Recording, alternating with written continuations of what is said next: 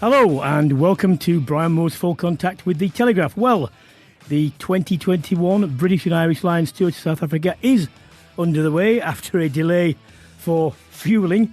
Warren Gatland's side, well, they impressed in spells against Japan in their opening warm-up game on Saturday, but the big talking point from Murrayfield was the tour-ending injury for captain Alun Wyn Jones, who dislocated his shoulder after just 8 minutes. Gatland wasted no time in appointing a replacement, which was Ireland's Conor Murray, although he's a 3-time tourist.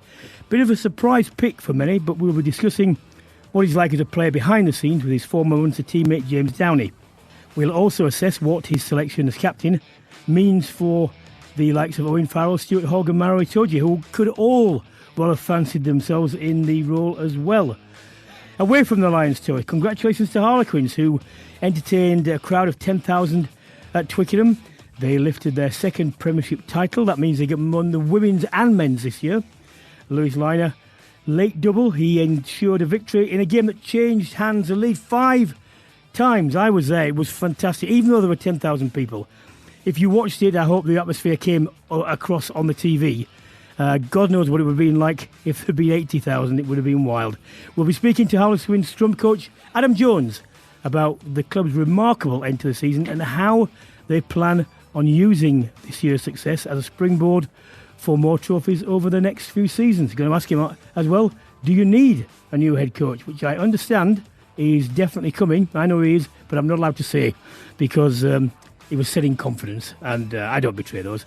As ever, we'll be answering all your questions, including the latest on the COVID crisis in South Africa. I'm delighted to say that alongside me once again is the former England Sevens captain, Rob Vickerman. Hello, Rob. Hi, Brian. You all good? Yeah, not bad. Look, let's start with the Lions' performance. Opening games, they're never particularly good. I don't know why, because there's a bit of pressure. People read things into it, and people are nervous, actually. But, you know, Japan are a decent team. It was a 28-10 victory. What do you think of it overall? Yeah, it's an interesting one, isn't it? I guess many people cite that it lines the coffers somewhat before the tour heads out, and you can understand commercially it makes sense. Good to get some people in the crowd. I think that's great. And any rugby live at the moment should be celebrated. I don't think they'll take a huge amount from it. And obviously the loss for the injuries is significant. But ultimately, it was something that they probably had to do rather than something that would like to have done. Yeah, I think that's a very good point, actually. Well, look, there were several debutants, 3 of whom got on the score sheet. Byrne, Josh Adams, Van der Merwe. Who laid down a marker? There are three people who stood out for me, but you go first. Well, you mentioned one of them. I like the look of Van der Merwe, and I know his little sneaky try down the side isn't necessarily what to expect from him, but it was on the right-hand side of the pitch from a left winger. So I like the fact he's industrious, he goes around. And when you play South Africa, you need some mutants, and he's very muty one of them. So I'm glad to see that he's now donning the red colours and see how he's going to go, because he's a very exciting prospect. He was up there. I thought that Ty Byrne did well. I thought that Bundiaki did well. And I thought that Sinclair did well when he came on. Always, what will happen throughout this tour? Everyone outside speculates. And in fact, they do in the squad. They think, right, he's a test starter, definitely. If I'm in the same team as him, or the same unit, that must mean, and everyone tries to work it out, so there'll be endless speculation. Dan Biggar, I think he looked fairly cool, calm and collected, as he generally does when he's playing well. Best choice at 10 currently? Yeah, we're really impressed with him. I think his distribution skills, and like you say, it's about combinations, because if he's got 2 bangers outside of him, of someone like Aki and Henshaw, you need that distribution skill. If you put Owen Farrell next to him, it's a very different makeup for those guys outside as well. So I think Biggar, he's looking at this as being the ringleader and been the master of ceremonies and making sure that he is pivotal in how everyone else plays, which is what I felt actually happened against Japan. But knowing that, it's not going to be anywhere near the same against any of the South African opponents. No. Specifically, I think the Sharks will be the better test on the 7th, a bit more physicality. Bearing in mind the importance of a captain in any setup, and particularly in the Lions one, because it is politically contentious, you've got to get it right on all sorts of fronts that you don't, even with captains of national teams, actually. How big a blow is it that Alun Wyn has not made it? It's big. I mean, you talk about charisma, don't you, with captains? And obviously I'm from the English schools profile where you had to always have the number 4 or 5 as captain, just because they're usually the biggest. But I think when you look at someone like Alun Wyn, it's that presence he has. It's that global respect. It's almost like the Martin Johnson credibility before you even get on the pitch. And I think that's a big thing. And the fact that many are now saying, they were shocked and surprised a little bit by Conor Murray, it won't do much for his confidence being a leader of that team, knowing that people didn't necessarily expect it. Because what we often get with leadership teams, and people listen to this will be able to refer to a business sense, you have really good lieutenants who can step into that realm. And you probably wouldn't have put Conor Murray as being one of those lieutenants, So it's interesting. I tell you what was your reaction to it? And what do you think his reaction, Conor Murray's reaction, would have been to it? Well, he'll be made up. I mean, you're pretty much told then that not only are you considered as a leader within the team, but then you've almost got your starting berths nailed on. It's interesting, and that will then have connotations across the rest, to say the backline or leadership group. And what I find most interesting is that when the players were asked specifically, and this came out, Warren Gatland said this, He didn't have to. They said Owen Farrell was a standout leader amongst them. So straight away, you're Conor Murray going, not only has that gone against what I thought he was going to say, but it also puts a very different spin on what the squad have been saying as well. Yeah. Well, we'll shortly be speaking to James Downey about Conor Murray, but you brought this point up. Does it say anything about Farrell's chances of being a test starter if he is not going to be captain? Good question. I think it's not like cricket. I don't suppose you get in a team because you're captain. In rugby, it's very different. Yeah. You have to look at the combinations and how that might change things. I think Owen Farrell's biggest concern would be is where does Warren Gatland see him? Because if he's there thinking he's a 10, you have to knock bigger out at the moment who's going so well. Conversely, if you're a 12... Well, he was named as a 10. Yeah, but I think if you look at him and his skill set, it benefits being a 12 because, even with Conor Murray inside of him, you wouldn't necessarily put Conor Murray and Owen Farrell together, in my opinion, from that type of style and play and what they bring to it. So I think Owen Farrell now will be probably thinking around the houses about the wider context to it. I mean, we say that. He might not actually be that bothered.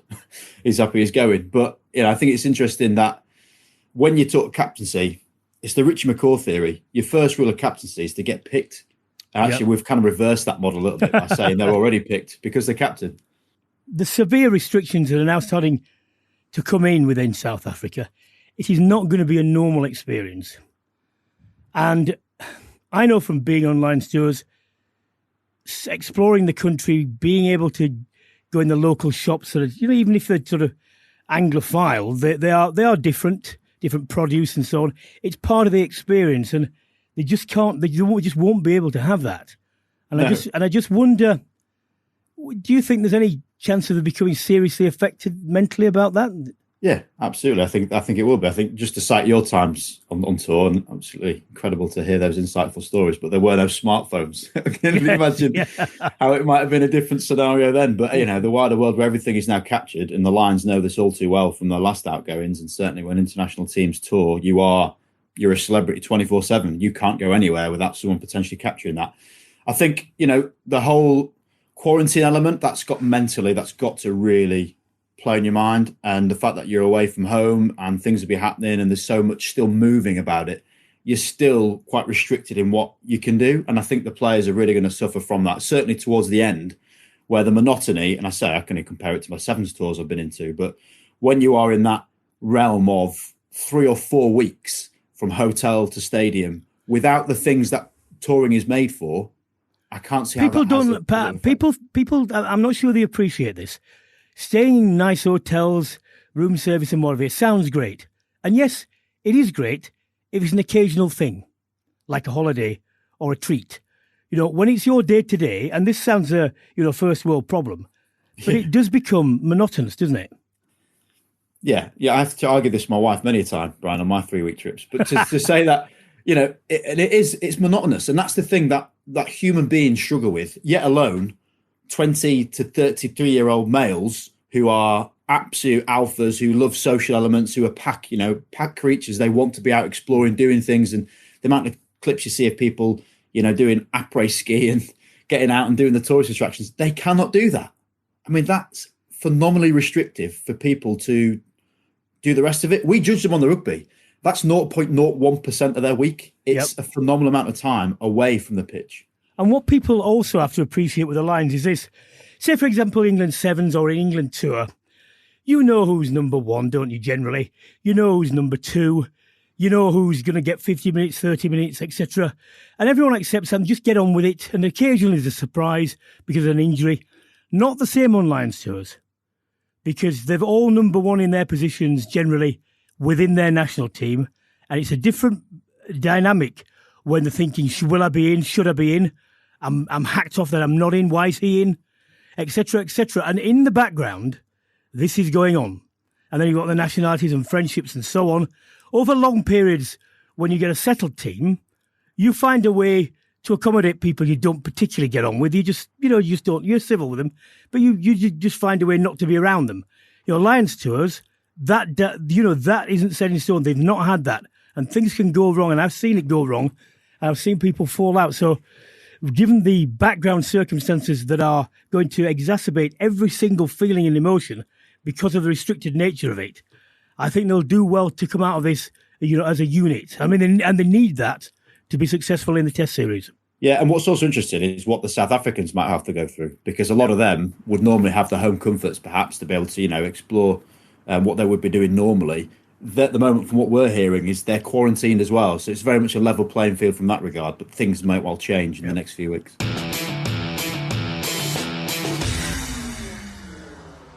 Well, we've just been discussing Conor Murray's naming as the Lions captain as a replacement for Alun Wyn Jones. We've now got James Downey here, former Munster and Ireland centre, who might be able to give us a bit better insight into the scrum half himself. You shared a dressing room with Conor Murray at Munster. What would you describe him as a man? And would you have thought that this is a role which he is naturally suited for? Firstly, on the role, I think everyone over here, including himself, were kind of caught unawares of Conor being been selected as captain. I don't think anyone saw it. Even himself probably didn't even see it. No one would have anticipated that promotion for him. You see what he brings on the field. He's a general on the field anyway, with 9 that he controls things. But you even kind of look at the Irish teams across the past, his name's never really cropped up to be a captain, even if other players such as Johnny Sexton's not there, Ian Henderson's captain the side, and James Ryan again was talked about, another one to captain. But Conor was never a name that cropped up, and even I think he's captained Munster once in his career, and that was back in 2014. So it's not a name that would jump out to be your typical captain or your but not taking away anything from Conor, because he's one of those players who has that such a calm and influence, like such a pivotal position at 9. And I guess from the Irish perspective, when you had Johnny Sexton and Conor at 9 and 10, they're between the two of them, just that calm and assuredness that you have at 9, that the two of them have, that they can bring across the whole side, and it seeps through. And I think it's a testament to his character that Warren Gatland's seen something in him, and it's. What do you think? What do you think he has seen then? Look, he's one of these players. Like firstly, he's going to be your nailed on starting 9, and that's it. He's looked at that, and he's got to look at the squad and say who's going to start. He's going to be there. He's in that pivotal position. With Conor is quiet and he goes about his business, but he's so experienced. He's 89 caps at Ireland. This is his 3rd Lions tour. He's been there. He's done it. He knows what it takes. And he's a leader anyway. In that 9 position, you're a leader on the field when you're playing regardless. So for him, it's just a little step up, and he mightn't be the most vocal. He mightn't have you running through a wall. But I guess when you're playing for the Lions, if you need that motivation, you're going to have questions asked about you. But I just think it's that assuredness that he has and that calmness that he's going to bring to that side that Warren's seen. And look, Warren's obviously picks a couple of left field things, but this is certainly going to be an interesting call. James, I mean, no one can doubt his professionalism, his dedication to standards, the way he holds himself, the way I know he trains and the way he plays.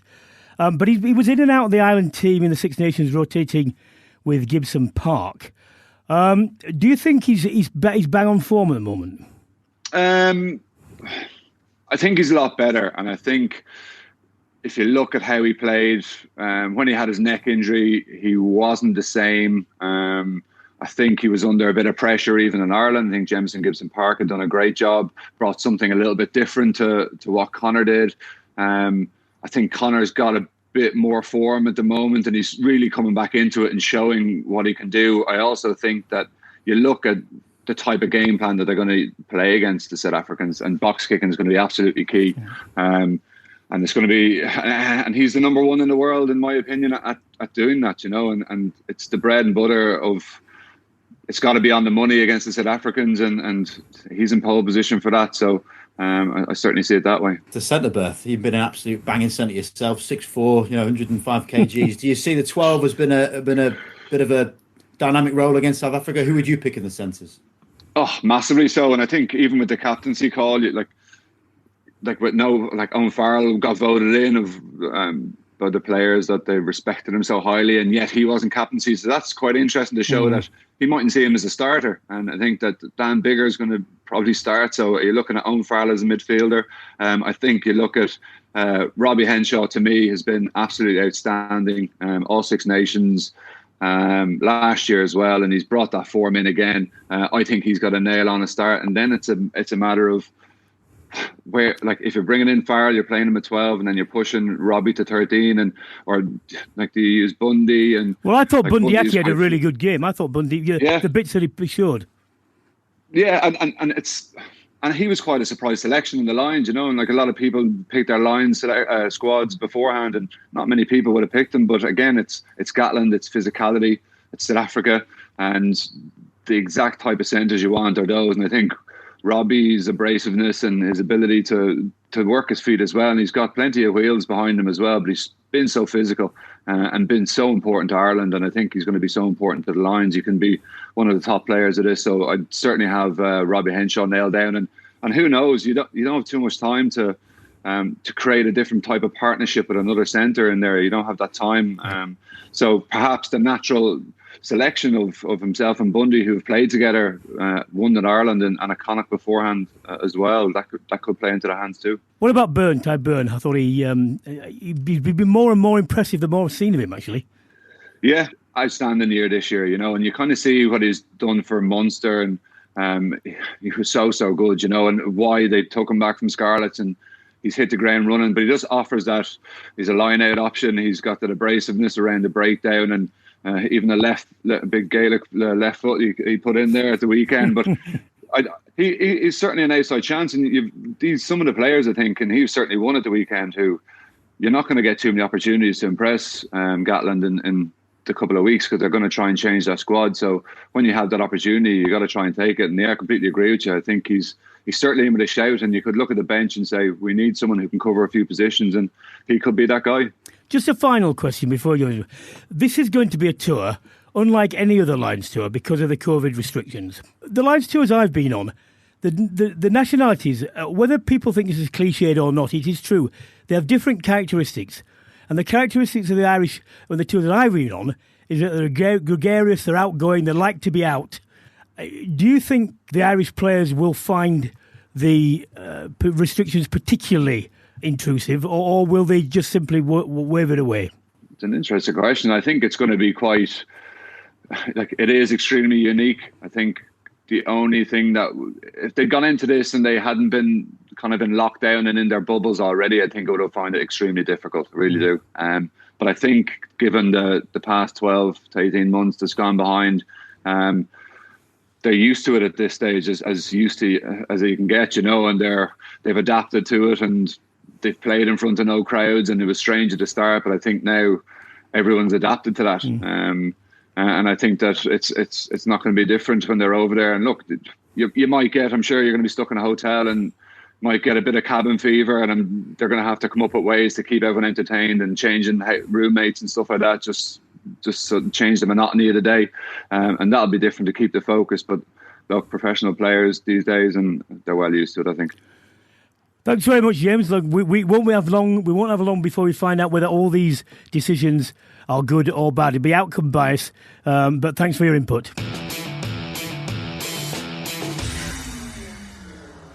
Rob, I spoke with Sir Ian McGeechan a few weeks ago, and he stressed in his decision with O'Connell and Johnson that he wanted a physically imposing captain when he was touring South Africa. He wanted them to look up at the handshake and the toin toss. Now, that's not going to happen with Conor Murray. Do you think there's anything in that? It goes back to the theories about having to have second rows as captains, doesn't it? You're not often in because of your talent. It's more of your charisma. You're big. Yeah. And I think, you've played with a few good guys as well. I think it's really interesting psychology. I think for South Africans, it is that very much physical nature. They're abrasive by the way they play. And imposing. I think that's the thing that you want to almost match that. And I get Geach's philosophies and theories. However, if you were to put, say, a Manu or a Jason Robinson or someone not as tall, but equally as dangerous, I still think you'd have that lure of charisma and fear of them. Mike Tyson, I can't think of one person on the planet that would have been scarier as a head-to-head, and he wasn't a big bloke. No, not for heavyweight, right? You don't always have that imposing element, but I completely get the psychology, and it makes for a great story. What about this? And this is also true. Management of the referee. Big role for a captain now. Got to be done right. Disaster if it's done wrong. Got an inexperienced captain with Conor Murray. Not that he doesn't talk to referees, because I've seen him. So does Johnny Sexton, a lot. Yeah. But how do you see that aspect going? See, that is a far more interesting question than the physical interpretation of it, because that relationship could not be more pivotal in the way that the game's going. I don't think you're going to get referees to sway decisions necessarily, but just having that rapport and picking a quieter guy might actually be a really clever ploy. And I'm really intrigued to see how those conversations are going to go, because, as with the players, the referees are going to be quarantined as well. They're going to be in very small circles. So those conversations couldn't be more relevant. And I think Conor Murray, as I've just heard from James there, talk about his calmness. Yep. He's not going to get riled. He's not going to shout in your face. I'd be interested to know if he speaks much French. That'd all be quite interesting. I tell you what, I mean, look, this sounds silly, but if you did speak French, or even, a rudimentary French, just out of pure human, someone like it's rapport, and they appreciate the effort, unless they're Parisian, obviously. But then they just spit on you. But the other thing, I know this sounds utterly bizarre, but it's not. I've always said, if you're a fullback captain or a centre or even fly half, when you speak to the captain, you have to come running in, because generally the referee is right next to the breakdown, because that's where he has to be. If you're a forward, which you're there, and a scrum half, you just have a word out the corner of your mouth. But every time you have to run in from centre or whatever, people see you coming in, the referee sees you coming in, he's like, oh, yeah, what is it again? Whereas you don't necessarily even register the comment that comes from just the side of you.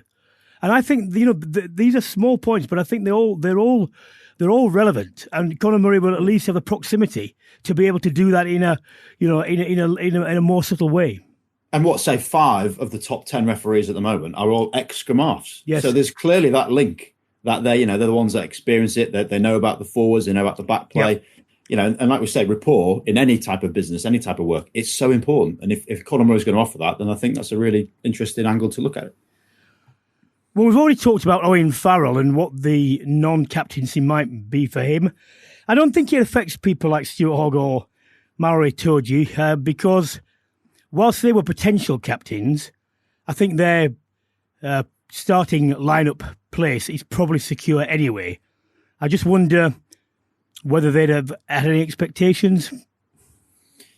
I think the biggest thing that's come from it is when the players were asked to vote, and they made this public, that it was out and out Owen Farrell that was seen as. Why do you think he made that public? Because that is such an interesting question, because everything that Warren Gatland says is for a reason. Oh, absolutely. People listening, he never ever says anything that he doesn't mean or off the cuff as not planned. It's like, people say about the best public speakers, the best ad-libs are the ones who practice most. And I'm still, because that's created a story which is now being linked to other stories, which is a talking point which he need not have had in the conversation. So I wonder why he did. Have you any idea? No, absolutely not. I mean, you talk about Eddie Jonesisms, that's famed for in the media. Yeah. One of those, isn't it? It's almost he's thrown that in there to completely throw people off. People have torn it to pieces. Yep.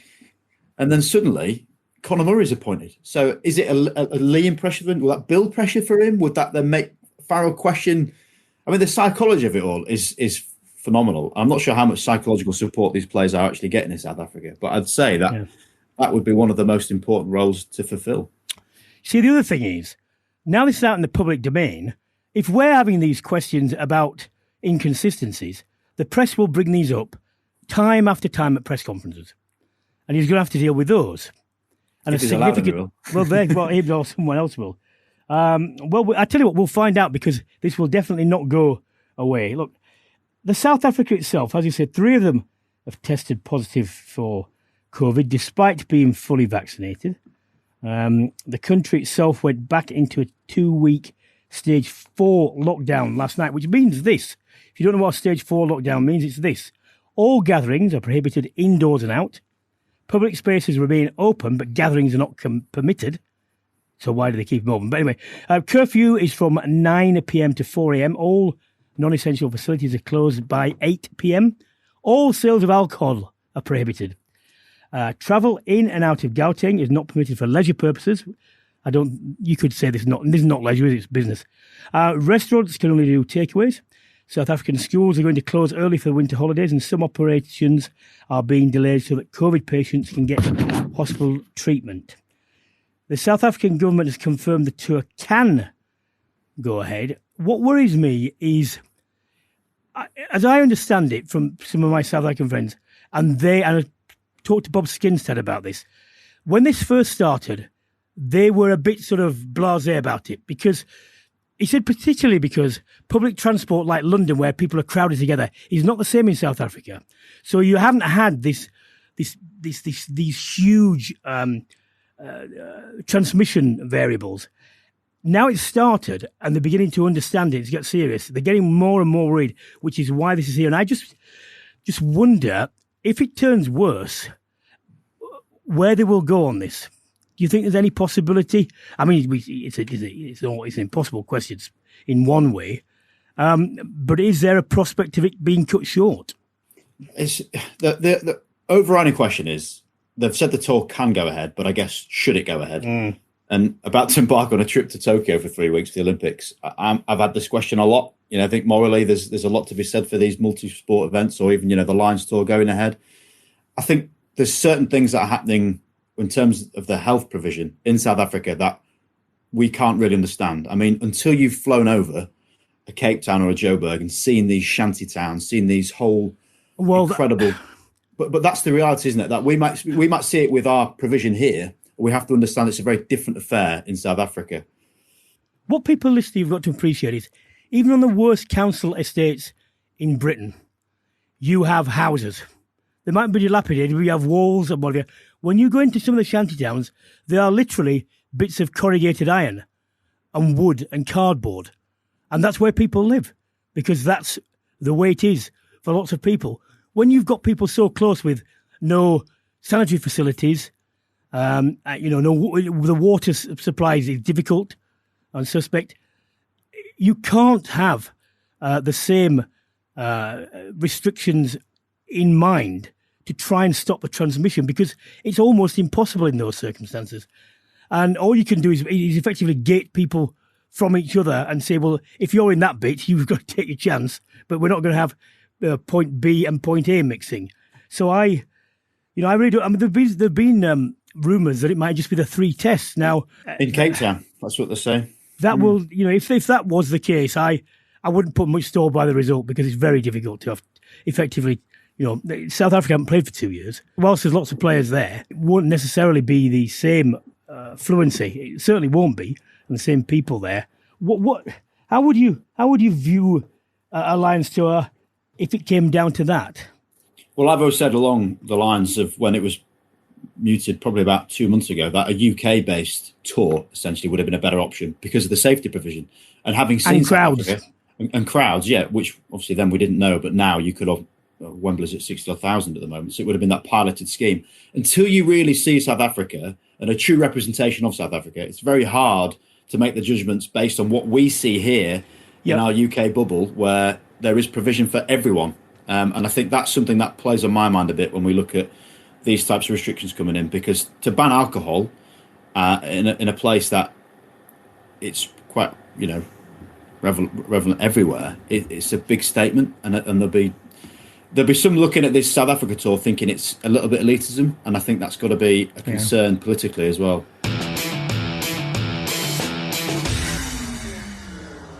Well, if you'd seen the Harlequins come back against Bristol Bears, you could have asked, and I did ask, and many people did ask, is it possible to do that again? I had my doubts, because the effort that Quins put in must have drained them physically and mentally, although it will have given them the confidence they could beat anyone. Well, in an extraordinary final, and I was there along the 10,000 people, Quins were just outstanding, and I don't think that's hyperbolic. They showed tremendous amounts of character and lots of other things. One of the men who was responsible for putting them in that position is our guest, Alun Jones, the former Wales prop forward and Harlequins scrum coach. Hello, Adam. I am. Are you right? I understand you're going back to Wales. Are you sober enough? Yeah, I left till midday, so I thought I'd, Mate, I looked right to the bench, and you, Flannery, Nick Evans, and I could see you living every play of the game. But what did you genuinely think when Exeter took the lead just about 15 minutes to go? Look, it's obviously, the sort of champion side, and they kind of, they're going to come back and, and challenge you and, that sort of thing. But we know we can score tries, and we know if we could hold on to the ball, a bit better than we had, then we were going to cause them a few problems. So yeah, we know the attacking players we got. So there's always, especially after the game against Bristol, there's always that element of we can when we turn it on, we can turn it on pretty well. So no, obviously we've been nervous, but we were still pretty confident we could still get a job done. Yeah. You talked about the attacking flair, and that has been a hallmark. But we all know, involved in rugby, you can't do anything if you don't have the ball and your set plays are not secure. Joe Marler, who played nearly all the game, including most of the extra time last week, he was again, he was made the man of the match, but he was again, it was a mammoth performance. Can you tell us, have you got any insight into what he says on the field? Because I was just watching him on the screen, and he was constantly talking to everyone. We all know he's a world-class player, and we've been lucky that he didn't want to go into the sort of COVID bubble with the English. He's been a sort of professional player now 10 years, and he's played at the highest level, so he knows how to look after himself. To get most of it on Saturday, he was phenomenal, and he's been so good for us, and he's been Baldwin, Wilco Lowe, we got Joe Gray coming on, Will Collier, Santi. We got I feel for Santi because he didn't get on. When Marler's going so well, and he can turn the scrum on whenever he wants, and the sort of physicality and the presence he has on the field as well. He's and he's got a good engine for such a big bloke, to be fair to him. I'm sure you're aware of this about the head coaching position and the vacancy being filled, but lots of people have been speculating about what you have or haven't done with players and setting them free and using various descriptions. What has been different? When Paul Gust had departed? We haven't changed. We changed certain things around, training and little sort of, just things about meetings and stuff like that. But nothing. Oh, look, what we have done is Nick has taken on the attack. He's coaching now. He's obviously, he's a legend of the club. He knows what the DNA is about, and he's the boys, and he's tapped into the boys and tapped in how they want to play. How they want to play with the ball in hand, they want to attack, and it's like it's in the club's DNA to go like that, and that's been the big thing. So as soon as you get like it's as if the Shackles come off Marcus and these guys, and this is and they've taken it. We sort of facilitate the training sessions, kind of plan in place, give them the the rundown of the opposition and what's going to work and what's not going to work against them, and then the boys put it on the field, and it's been. We work well together as a group. And, myself, Charlie, Nick, and Jerry with Billy as well, and Jordan Turner Hall now. So no, we work well as a group. So we, there's no.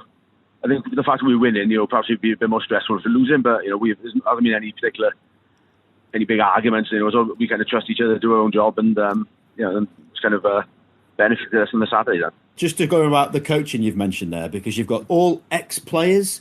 Now, there's a lot of talk about there's been a new way of playing and a bit more freedom.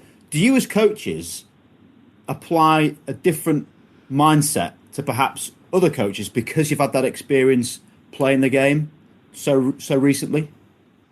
I think you kind of understand how the players are going through. And what I will say, our medical and S&C departments are excellent. Mike Lancaster and Gaz Tong, who head up those departments, they're brilliant. Around the boys and looking after the boys and managing the boys and how. So we get a lot of help. But the thing, because we're all out to playing pretty early. Well, we retired that long ago. We're all pretty new to it. So Jerry's probably the coach the longest, but he's not been coaching that long either. So we have to get a lot of guidance. Billy comes in and helps us out and sort of. He's been around the block a bit, he knows this stuff. So Billy comes in, but as I said, we get a lot of help from the S&C and medical staff around, and that just we've worked well as a big sort of collective, really. Adam, we'll let you go. Congratulations. Give my best to all the people there. It was thrilling. It was well deserved. Well done, mate. Thanks, Wes. Cheers. Rob, you talked about the DNA, and I was at Quins, and yes, they do fancy themselves as stylish. Not always been the case.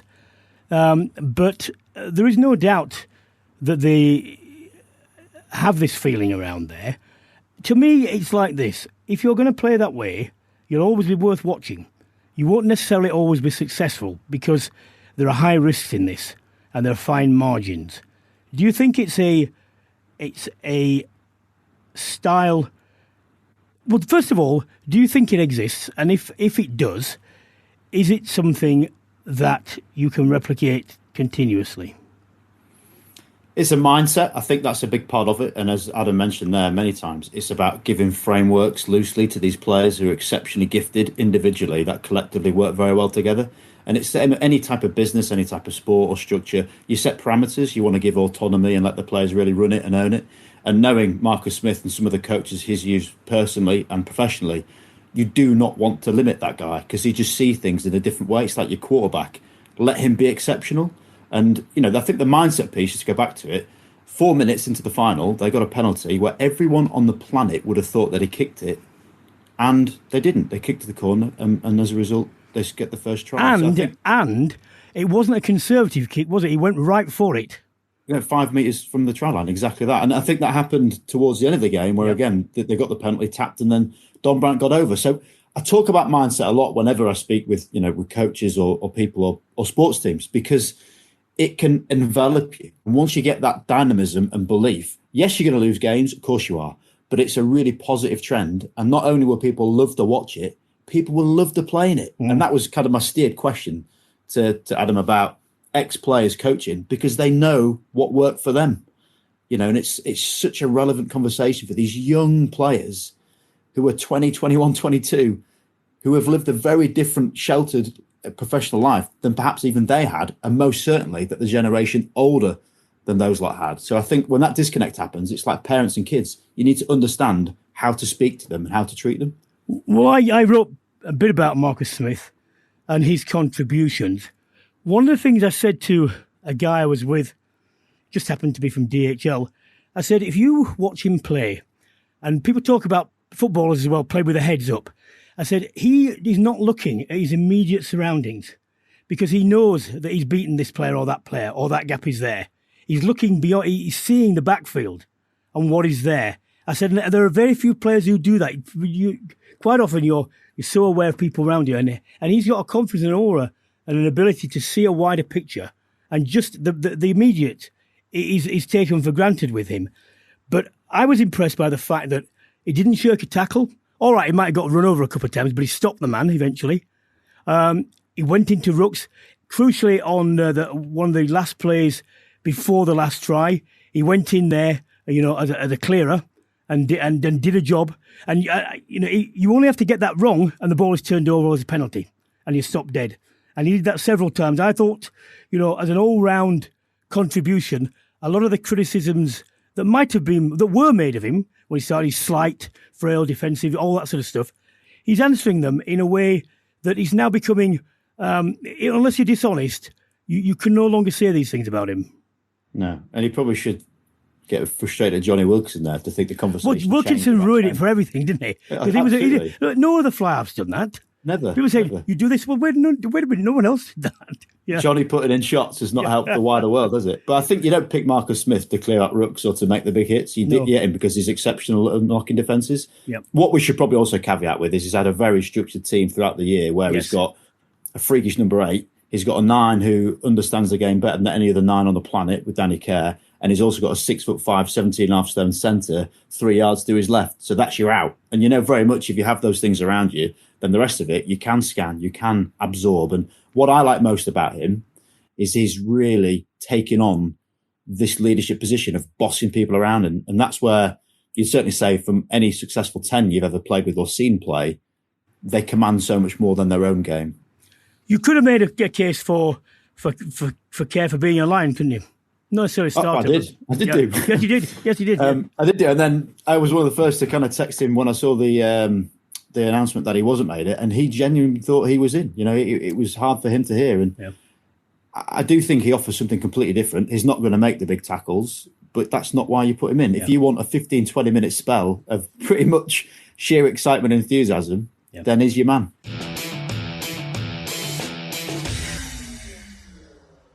Before we take the questions, you were at the Olympic Sevens qualifiers recently. Yes. What's the feeling amongst the athletes, about heading into, well, they've been delayed, but they're heading into the games? It's such a different conversation when you're immersed in rugby from a young age, where all you think about is playing the big rugby settings. The conversation changes to suddenly being in front of 2.3 billion worldwide audience, and that's a very hard thing to comprehend for these players. Yeah. The concept of getting to a games is phenomenal. And 95% of people at the Olympic Games don't actually intend to medal. They're just there for the experience. So as soon as you see the elation on the faces, obviously juxtaposed with the devastation on the other side of the pitch, it's just amazing. But what makes it even more special, and this is for the men specifically, is this Irish journey where 5 years ago, there was no Sevens programme. And now they're about to go and represent their country and nation in the Olympic Games, which is just a ridiculous conversation, isn't it? And I do know because my wife worked for the British Athletic Association when the 2012 games were here. So I was fortunate enough to not only have a press pass, but go in the Olympic Village and what have you. And I am the experience for athletes, and certainly ones who are non-traditional Olympians, is absolute. They can't believe what the atmosphere is like in Olympic Village. No, and it's just rubbing shoulders with champions, isn't it? And it's really strange because even in that bubble of the elite, the best people on the planet at sport still revere the people that are walking around them that are the superstars. So it's almost tears as well. So some of the GB guys last time having a bit of lunch with Andrew Murray, and for them it was just this incredible moment where you'd never get cross-sport associations. And rugby is a very isolated game traditionally. You don't tend to, go to many places where there's other sports people. So wonderful to see that camaraderie grow. And suddenly, and Team GB specifically, you're into this different network of people and organisations and different badge. And there's so much to that. And that's what I love the spirit of. The draws are just out today, actually, the pool draws. So I like themselves going to a pool with South Africa, USA and Kenya. So they're going to have a tough old slog when they get there. But it's just getting there, isn't it? That's the thing we celebrate.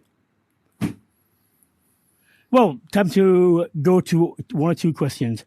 One from Stuart. Should Warren Gatland be on the phone to Joe Marler, asking him to consider joining the tour? Well, Joe said no for reasons which won't change. Playing-wise, absolutely no doubt. Yeah, I think when you look at what the players are now signing up to, they're obviously in a very different mindset. And I think these players like Joe Marler, who have other things in their life, they're not going to do it. And yeah, form-wise, you'd want him there, but clearly he's got to be mentally putting himself in the best place, and I don't think that'd be good for him to be on tour. Unless he had his leaf blower, he might be all right with that. One for you from Stephen. Why Smith not on England regular and Dombrandt? Good question. Kind of asked Eddie that one as well specifically. I think in some ways it's getting more and more difficult to understand, isn't it? It is, but at the same time, looking at what they've done this year, they would not have achieved if they took them out for 3 months. And the worst case scenario would have been take them out like a dogwoo and not played them. Yes. So I think it's great they've had this incubation. What I'd like to have seen is this promotion of the summer tour and to extend that a little bit and get those younger players in that environment. And Yeah, you say liners should be in that mix as well. You'd say. I mean, the summer tour's going, along. You could take a lot of store, you can put a lot of store and try on them, or you can just say get this out of the way. And I'm not sure in this context with all the different restrictions and the circumstances, there's not going to be one they just say, let's get this, this is one we just have to get over. Final one, important one actually, is this style and do Quins playing it have a chance to win in Europe, bearing in mind top 14 sides and the way they play? I mean, you've got to look at the last two games Quins have played has been slightly isolated for me. The fact they've been played in June really helps the case. Yep. You're not going to get that success if you try and good do advert for summer rugby, isn't it? I keep saying. Yeah, anyway, well, exactly. I'd be up for that. I don't think you can play like that necessarily all the time. Sadly, I'd love for that to happen. But if you play against these brutal top 14 teams who are just going to grind you down, or even domestically, like a Saracens, you try and play that against the Saracens, you'd have a very different outcome. Yeah. So it's been a perfect storm. Throw in the fact that the tackle height's been a really mute point, so there's been more offloads and more freedom, and the perfect storm for Quins has happened this year, and I think it'd be very difficult to replicate that again next year. Well, that's all we have time for. We could have gone on a lot longer. Thank you for joining Brian Moore's Full Contact with the Telegraph. Huge thank you to my co-host Rob Vickerman and to my guests James Downey and Adam Jones. If you've enjoyed this episode, why not subscribe or register? It's all free, and you can check out some of our previous episodes, including our ministry's Brian's Lions, where I've been looking back on previous Lions tours with those who have been there and done that. I'll be back next week for all your latest Lions tour news and beyond, but until then, it's goodbye.